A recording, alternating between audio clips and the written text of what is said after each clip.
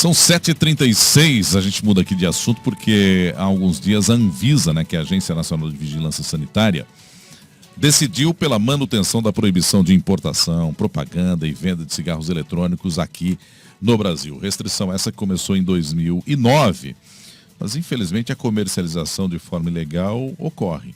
Alguns especialistas entendem que a gente está próximo de uma crise de saúde pública pelo uso desses cigarros eletrônicos, como a que ocorreu nos Estados Unidos. Para falar um pouco mais sobre o tema, a gente conversa agora com a farmacêutica Alessandra Bastos, ex-diretora da Agência Nacional de Vigilância Sanitária, Anvisa. Senhora Alessandra Bastos, bom dia, obrigado por atender a CNN.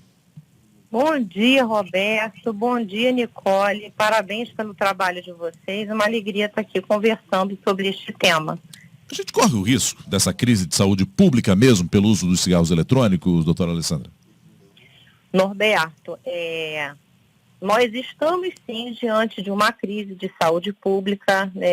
Quando você vive um cenário onde 100% dos dispositivos, dos cigarros eletrônicos que estão sendo comercializados e consumidos no Brasil são de origem ilegal. Então, quando nós estamos falando de um produto ilegal, nós não conseguimos sequer imaginar e mensurar o tamanho deste risco. Agora, isso acontece justamente pela falta da regulamentação.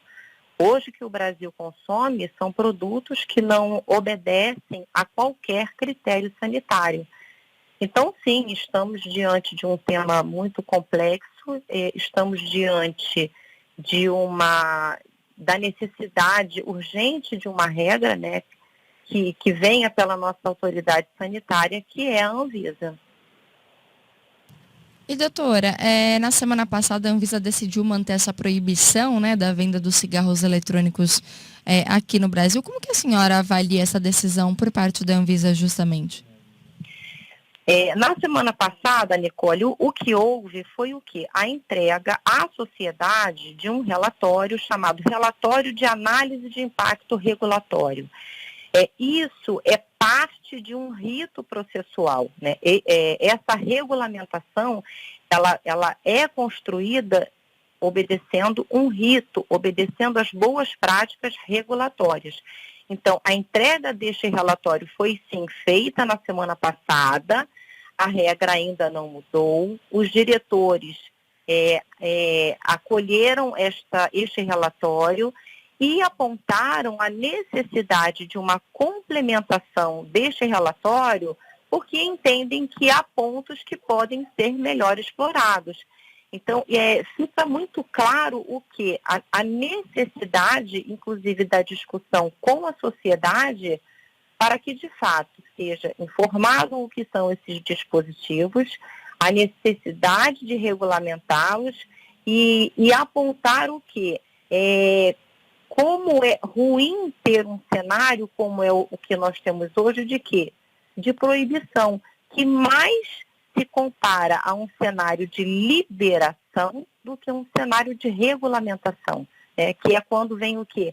Vem a regra, impõe limites, impõe critérios. Então, o pleito é qual? Que, de fato, seja criada uma regulamentação que substitua a proibição. Porque, de fato, a proibição funcionou? Não. Não funcionou. Porque o que a gente vê é a compra em internet, nas ruas, uma criançada também utilizando, muito Sim, menor Roberto. de idade utilizando. Então a impressão que dá é isso, que é uma proibição para inglês ver, doutora? Ô, Roberto, você coloca muito bem essa questão, inclusive, do acesso às crianças. E eu fico muito satisfeita que essa pergunta seja hoje uma pergunta que está sendo ventilada por toda a sociedade. A proibição funcionou? Ela não funcionou. Uma vez que uma criança, uma vez que um jovem tem acesso, nós temos a certeza de que não funcionou. Uma vez que um adulto tem acesso a um produto ilegal, a um produto que nós não conhecemos a origem, nós não conhecemos as substâncias que estão sendo ofertadas para evaporar, nós não temos qualquer controle sobre pontos de venda, nós não temos qualquer controle sobre o o acesso mesmo à propaganda que se faz, né, nas mídias sociais. Então, é muito preocupante um ambiente sem regra. E quando nós olhamos, Roberto, para o cenário mundial, problemas como assim, as crises sanitárias que foram assistidas nos Estados Unidos, por exemplo, elas só foram solucionadas, elas só foram mitigadas a partir de uma regra. E uma regra que veio da autoridade sanitária do seu país. Então, é isso que nós aguardamos. A nossa expectativa enquanto sociedade, enquanto profissionais de saúde que somos, é o quê? Que, de fato, exista um critério sanitário para que essa entrega seja feita de forma responsável, monitorada a adultos fumantes que estão buscando o quê? Acesso a produtos de risco reduzido. Mas isso só acontecerá com a regulamentação.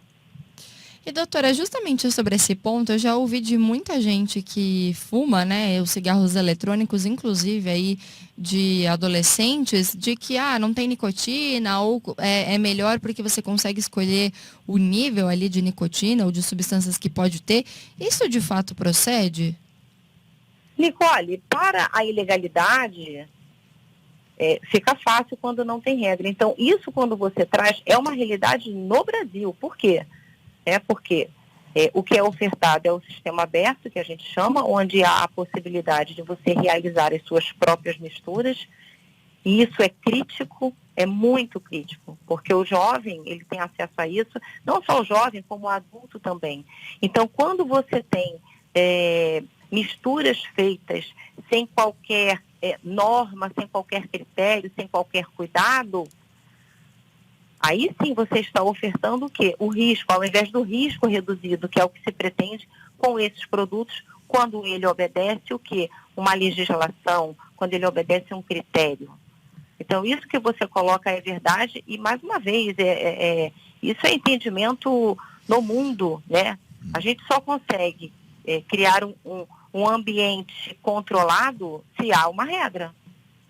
Doutora, quais são os malefícios que o cigarro eletrônico leva para quem o consome? E principalmente para quem é mais jovem, porque imagino que talvez tenha mais influência em quem é jovem do que quem é um adulto ou não. Sim. Como nós estamos falando, Roberto, de produtos que nós sequer conhecemos o que é ofertado, então esses líquidos que são distribuídos, né, nesses produtos ilegais, nós não conseguimos sequer mensurar que riscos são esses, né? Podem ser riscos críticos, né, porque você tem a mistura aí de substâncias que não tem nenhuma indicação, né, para serem inaladas. Então, a gente não consegue imaginar o tamanho do problema que vem com um produto que não se sabe coisa alguma. Nós não temos certeza de nada. Só sabemos que ela é danosa à saúde. Só sabemos que ela faz mal à saúde. Quando você compara agora um dispositivo eletrônico que obedece a um critério sanitário, né, que você sabe quais as substâncias que estão sendo ofertadas, o nível de nicotina, quais os dispositivos que são utilizados para formar esse equipamento, aí sim você consegue falar de risco reduzido. E é 95% menos tóxico do que é o cigarro convencional. Então, veja bem, tamanha a desinformação das pessoas. O dispositivo eletrônico para fumar, ele não é um produto isento de risco. Ele não é. Ele não é um produto inócuo. Agora, quando você o compara ao cigarro convencional, o que queima, aí sim você pode falar de risco reduzido. Agora, esse dispositivo de risco, com o risco reduzido, ele só existe se obedece a um critério sanitário. O cigarro eletrônico, que é ilegal, a gente não consegue medir o perigo que está se expondo à sociedade quando você tem um produto como este. Doutor, o que é essa regulamentação, assim, na prática, né? Quais itens vão ser regulamentados? Esses cigarros, por exemplo, eles passariam a ser produzidos aqui no Brasil? Como é que funcionaria isso, de fato, na prática?